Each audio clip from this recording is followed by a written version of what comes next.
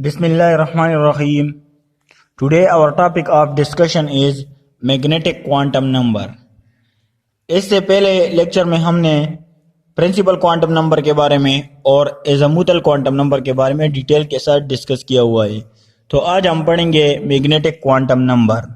अब principal quantum number हमें shell के बारे में बता रहा था कि इलेक्ट्रॉन कौन से शेल में है, और एज़ीमुथल क्वांटम नंबर हमें ये बता रहा था कि शेल के अंदर जो सब शेल होते हैं उसके अंदर हमारे पास इलेक्ट्रॉन मौजूद होते हैं। अब मैग्नेटिक क्वांटम नंबर हमें क्या गाइड करता है? तो magnetic quantum number a quantum number which shows the orientation of orbitals in three-dimensional space। यानी मैग्नेटिक क्वांटम नंबर हमें ये बता रहा है कि जो इलेक्ट्रॉन हमारे पास ऑर्बिटल के अंदर है, जो 3D स्पेस के अंदर है, वो हमारे पास एक्स में भी ओरिएंट हो सकता है, वाई में भी ओरिएंट हो सकता है और जेड में भी ओरिएंटेड हो सकता है इलेक्ट्रॉन हमारे पास। तो मैग्नेटिक क्वांटम नंबर हमें असल में ओरिएंटेशन ऑफ ऑर्बिटल के बारे में बता रहा है कि इलेक्ट्रॉन कौन से ऑर्बिटल में है, और मैग्नेटिक क्वांटम नंबर हमें ऑर्बिटल के बारे में भी बताता है कि हमारे पास कितने ऑर्बिटल मौजूद है।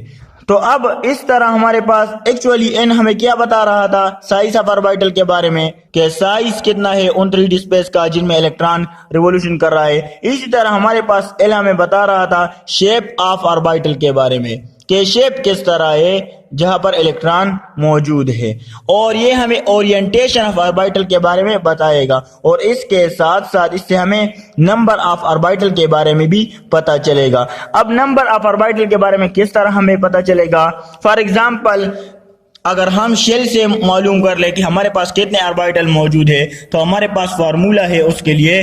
फार्मूला क्या है कि इसको हम m से रिप्रेजेंट करते हैं। फार्मूला हमारे पास है कि number of orbital in a shell. तो इसको हम किस तरह मालूम कर सकते हैं? Number of orbitals in a shell, in a shell. तो इसके लिए हमारे पास फार्मूला है n स्क्वायर। अगर n की वैल्यू हमारे पास 1 है, n की वैल्यू अगर हमारे पास 1 है तो यहाँ पर क्या आएगा? 1। यानी पहले शेल में हमारे पास एक ही ऑर्बिटल मौजूद है और वो क्या है? वो 0 है, और 0 s को रिप्रेजेंट कर रहा है, s सब शेल को।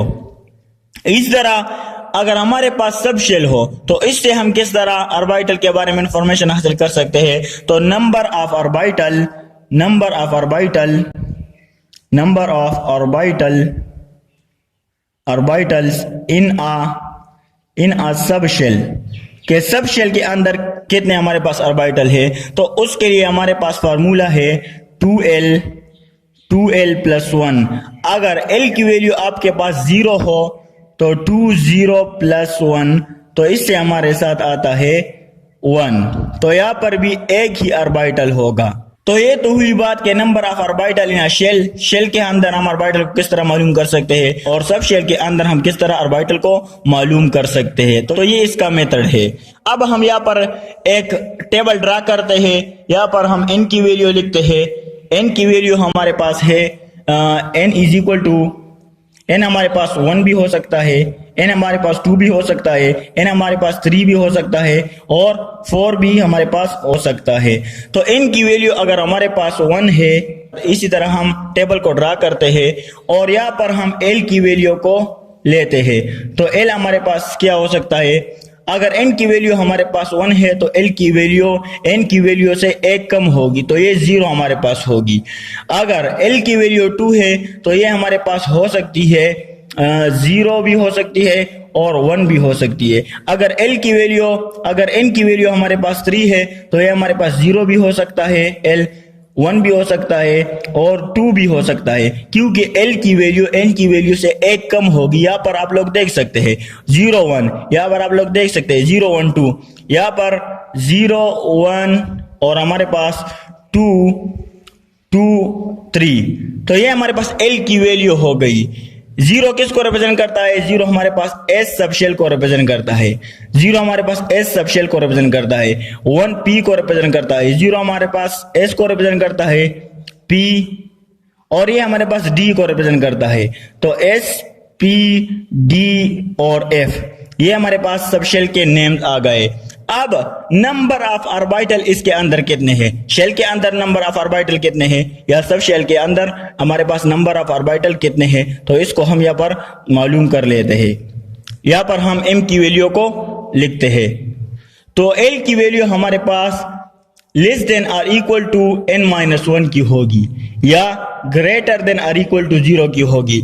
तो इसी तरह हमारे पास m की वैल्यू m हमारे पास लेस देन और इक्वल टू प्लस l और ग्रेटर देन और इक्वल टू माइनस l, तो यहां से यहां तक हमारे पास होगी। तो इसको हम लिख सकते हैं, ये हमारे पास तो 0 आ जाएगा, यहाँ पर भी हमारे पास 0 आ जाएगा और इसको हम लिख सकते हैं 0 और 1, तो हमारे पास 0 और प्लस 1 और ये हमारे पास क्या हो गया माइनस तक होगी, तो ये हमारे पास -1। इस तरह ये हमारे पास 0 आ गया 0 और ये हमारे पास -1 0 प्लस 1, ये हमारे पास -2 -1 0 1 और 2, ये हमारे पास 0 आ गया यहाँ पर और यहाँ पर -1 0 और 1। इस तरह 2 के लिए भी -2 -1 0 1 और 2, -3 के लिए -3 -2 -1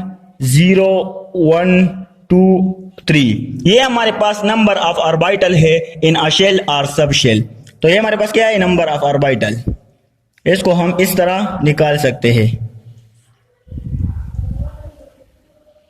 तो अब अगर l की वैल्यू हमारे पास 0 होगी तो यहाँ पर सिर्फ एक ही ऑर्बिटल होगा और वो s होगा, तो इसको हम इस तरह भी ड्रा कर सकते हैं। तो ये हमारे पास एक ही ऑर्बिटल होगा। इसी तरह अगर n की वैल्यू हमारे पास 2 होगी तो l की वैल्यू n की वैल्यू से एक कम होगी, तो 0 और 1 होगी, तो 0 में हमारे पास एक ही ऑर्बिटल होगा, तो यहाँ पर हम एक ऑर्बिटल को ड्रा करते हैं और 1 के अंदर हमारे पास 3 ऑर्बिटल होंगे, तो 1 p के लिए आता है, तो यहाँ पर हम 3 ऑर्बिटल को ड्रा करते हैं 1 और 2 और 3। यहाँ पर अगर n की वैल्यू हमारे पास 3 होगी तो l की वैल्यू हमारे पास n से 1 कम होगी, तो 0 1 2 एक ऑर्बिटल, यहाँ पर हमारे पास 3 ऑर्बिटल और यहाँ पर हमारे पास 1 2 3 4 5 ऑर्बिटल हमारे पास यहाँ पर मौजूद है। तो 1 1 2 3 4 और यहाँ पर 5। इस तरह अगर n की वैल्यू हमारे पास 4 होगी तो l की वैल्यू हमारे पास n की वैल्यू से एक कम होगी, तो 0 1 2 3 और यहाँ पर 0 s के लिए आता है, 1 p के लिए, 2 d के लिए और 3 हमारे पास f के लिए आता है। इस तरह अगर हम यहाँ पर नंबर ऑफ ऑर्बिटल फाइंड करना चाहते हैं तो यहाँ पर एक ऑर्बिटल होगा, यहाँ पर हमारे पास 1 2 3 ऑर्बिटल है, यहाँ पर हमारे पास 5 ऑर्बिटल है और यहाँ पर हमारे पास 7 ऑर्बिटल है। तो यहाँ पर हम ड्रा करते हैं एक ऑर्बिटल, यहाँ पर हम ड्रा करते हैं 3 ऑर्बिटल, यहाँ पर हम ड्रा करते हैं 5 ऑर्बिटल और यहाँ पर हम ड्रा करते हैं 7 ऑर्बिटल को। यहाँ पर हमारे पास 7 ऑर्बिटल मौजूद है। तो ये हमें मैग्नेटिक क्वांटम नंबर बता रहा है कि हमारे पास शेल के अंदर कितने ऑर्बिटल है और सब शेल के अंदर हमारे पास कितने ऑर्बिटल है और उसकी ओरिएंटेशन कैसी है। ओरिएंटेशन, उसके अंदर जो इलेक्ट्रॉन मौजूद है वो किस तरह ओरिएंटेड है, वो y में ओरिएंटेड है, वो x में ओरिएंटेड है, वो या z में ओरिएंटेड है। तो ये हमारे पास x y और z के इलेक्ट्रॉन हमारे पास किस में ओरिएंटेड है। तो इसी तरह हम इसको मालूम कर सकते हैं कि हमारे पास नंबर ऑफ ऑर्बिटल कितने हैं। अब यहाँ पर अगर हमारे पास n की वैल्यू 1 होगी तो l की वैल्यू 0 और 1, तो इसमें हमारे पास टोटल नंबर ऑफ ऑर्बिटल कितने हैं 1 2 3 और 4। तो हम किस तरह फाइंड कर सकते हैं number of orbital in a shell. तो अगर n की वैल्यू हमारे पास नंबर ऑफ शेल, यहाँ पर हमने फार्मूला लिखा है कि number of orbital in a shell तो n²। तो अगर हमारे पास n की value number of orbital in a shell n की वैल्यू अगर हमारे पास s² है तो यहाँ पर हम 4 को पुट कर लेते हैं 4², तो ये हमारे पास 16 आता है इससे, तो 16। अब 4 अगर n की वैल्यू हमारे पास 4 है तो l की वैल्यू हमारे पास 0 1 2 3 होगी और 4 शेल के अंदर हमारे पास 16 ऑर्बिटल होंगे। तो अब देखते हैं कि ये होते हैं कि नहीं। तो यहाँ पर हम काउंट करते हैं 1 2 3 4 5 6 7 8 9 10 11 12 13 ये 14 15 और 16। तो हमारे पास आप लोग देख सकते हैं कि 4 सबशेल के अंदर हमारे पास 16 ऑर्बिटल मौजूद है। इस तरह अगर हम 3 के अंदर देखें तो 3 स्क्वायर, तो हमारे पास 9 ऑर्बिटल यहाँ पर मौजूद होंगे। तो 1 2 3 4 5 6 7 8 9, तो ये हमारे पास 9 ऑर्बिटल मौजूद है। अगर आप लोग यहाँ से भी देख ले तो यहाँ पर 16 ऑर्बिटल 1 2 3 4 5 6 7 8 9 10 11 12 13 14 15 16, तो यहाँ पर भी 16 ऑर्बिटल मौजूद है। तो क्वांटम नंबर हमें बेसिकली किस चीज के बारे में बता रहा है? उस 3D स्पेस के बारे में जहां पर इलेक्ट्रॉन ओरिएंटेड है कि वो हमारे पास कैसा है और उसके तादाद कितनी है, उनकी तादाद हमारे पास कितनी है। तो मैग्नेटिक क्वांटम नंबर हमें बेसिकली यही इंफॉर्मेशन देता है। तो ये हमारे पास हो गया मैग्नेटिक क्वांटम नंबर।